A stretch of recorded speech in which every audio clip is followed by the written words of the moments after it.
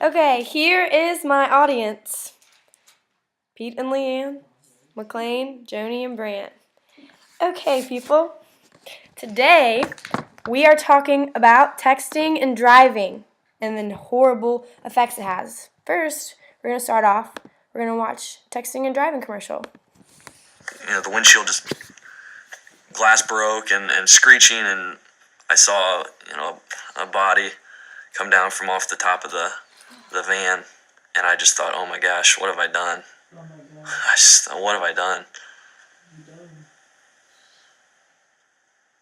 There's never a day that I wake up that I don't think about it.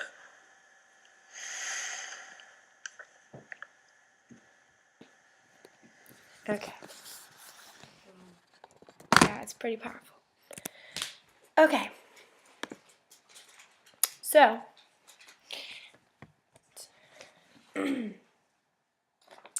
imagine you're driving home from your boyfriend or girlfriend's house late one night. You two got in a fight and you stormed out in a fury.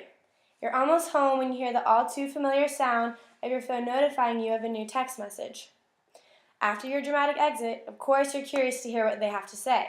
So you pick up your phone and begin to read the text message, but you will never have the chance to finish it. 1 second with your eyes off the road and you were hit by another car. 1 second is all it takes to cause your family and friends a life filled with pain and sorrow every day for the rest of their lives. They will say to themselves over and over, why couldn't it just have waited? Texting and driving has become so common that people don't realize how real the danger of it is.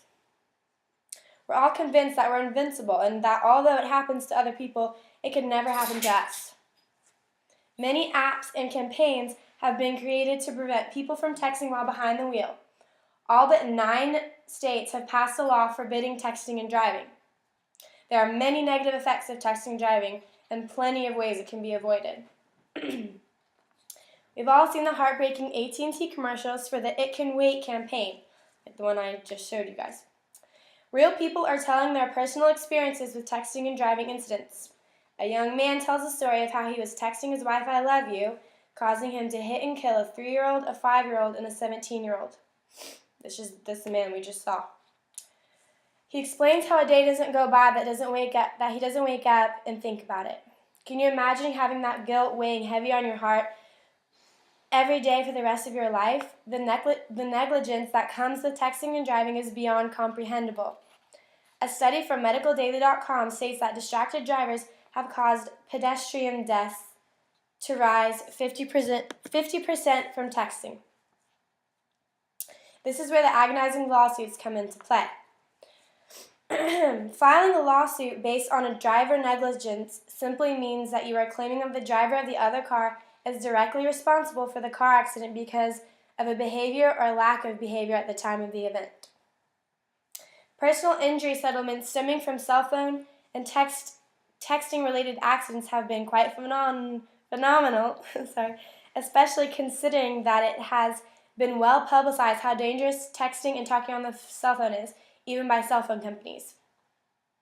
Along with lawsuits, you can also find yourself serving multiple years in prison for your carelessness. Is a text message really worth rotting in a jail cell? I personally believe it can wait. Technology has enhanced abundantly over the last decade. We are able to literally tell our cell phones what to type out in a text message for us to send without ever even having to look at our phones.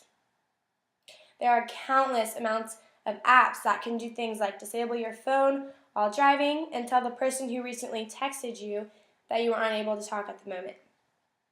You don't even have to touch your phone in order to notify your friends and family that you're currently driving.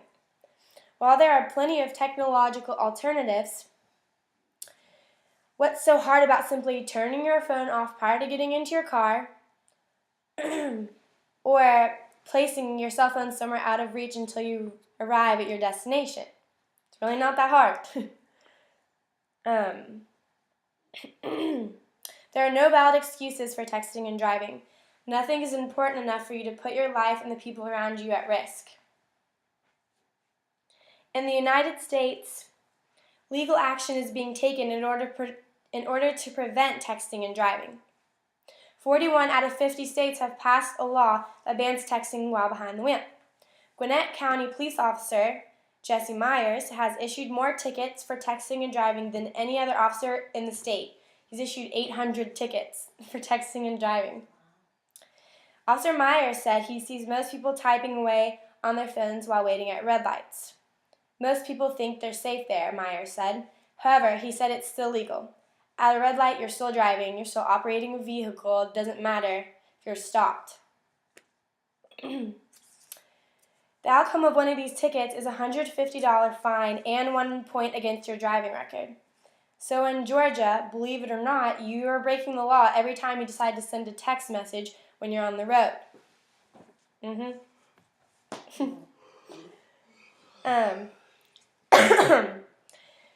It wouldn't hurt to help a friend out and let them know the law before they're out of $150.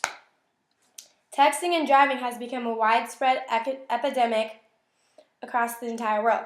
We just don't apprehend how treacherous it can really be. Lives have been lost, innocent people have been killed walking across the street because someone was careless enough to take their eyes off the road for 2 seconds. Save your family and or yourself the heartache of a thoughtless mistake. Take the pledge not to text and drive. We all think we are invincible, but the hard truth is that we aren't. No text message is worth ending up in jail or taking a precious life. Don't do it. It can always wait. Hey! Okay. Thank you, audience.